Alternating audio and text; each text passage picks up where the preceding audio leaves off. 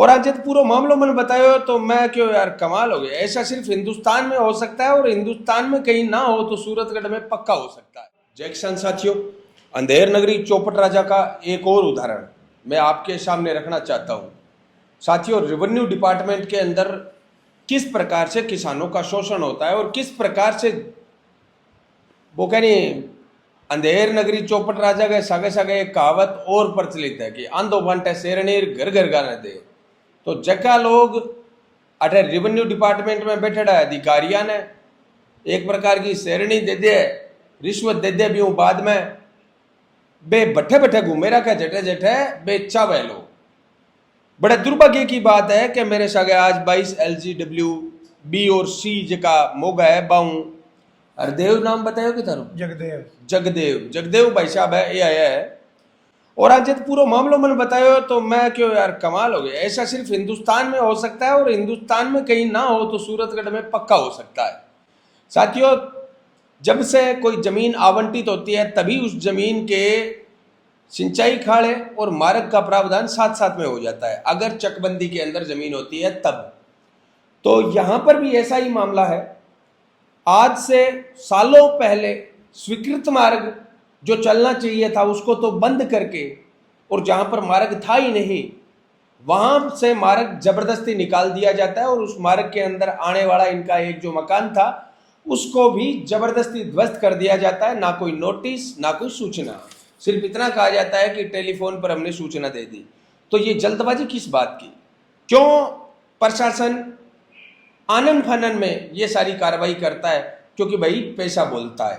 तो मेरे सागे है जगदेव भाई जी, सबसे पहले तो ये बताओ आज अमेरिकन एप्लीकेशन ले गए भाई यही साबू थारी बटे जमीन है और भी जमीन के अंदर कोठो भी कोठे जबरदस्ती ध्वस्त करके भटकर मार्ग निकाल दियो जबकि स्वीकृत हो ही कौन मार्ग कौन हो जी। और दूसरी तरफ फेंको कि जटा स्वीकृत हो मार्ग सालाऊ भी मार्ग ने बंद कर रखियो जो को आज तक चालू कौन करी जो कौन ही करे आई बात है। हाँ जी। तो जो आपका जो मकान जो ध्वस्त हुआ है वो 22 LGW B में है जहां से ये जबरदस्ती मकान को ध्वस्त करके इन लोगों ने मार्ग निकाला। हाँ, मार्ग निकाल भी दिया। हाँ जी। अब यहाँ बताओ कितनी तारीख की बात है ध्वस्त करियो वो, ठीक है। और ये बंद जो जिनके अंदर स्वीकृत था पत्थर नंबर 44/295 के किला नंबर 5, 6, 15, 16, 25 इनमें से निकल रहा था मार्ग जिसको बंद कर दिया गया है। कितने सालों से बंद है?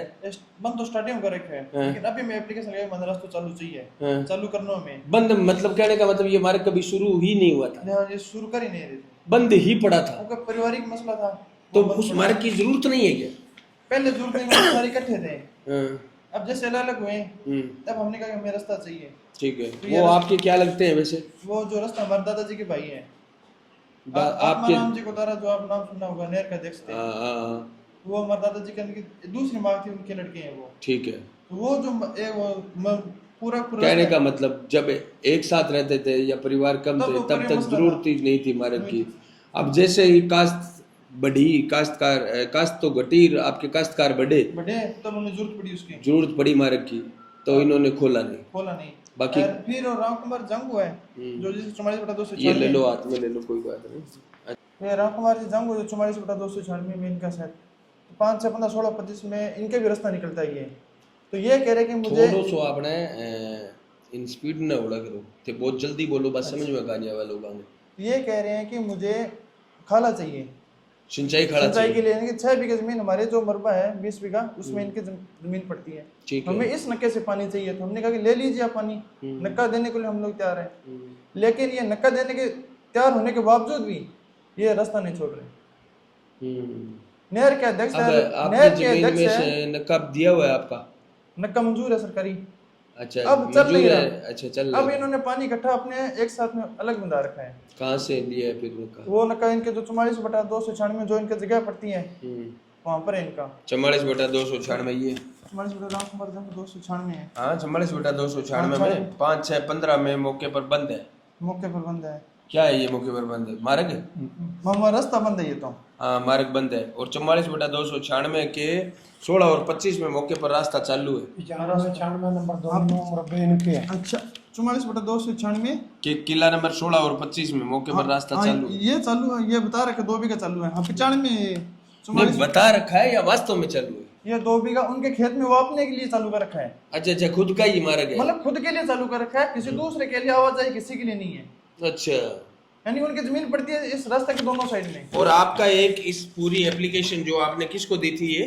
ये हमने एसडीएम को दे दी। नहीं, ये पटवारी हल्का ने रिपोर्ट बनाई है जो 15 SGR का। पटवारी कौन था ये? पटवारी रिपोर्ट ये सुमन मैडम थी। हाँ सुमन, उन्होंने ये पटवारी रिपोर्ट बनाई बनाई। और रिपोर्ट बनाने के बाद में ये एडिटिंग की है।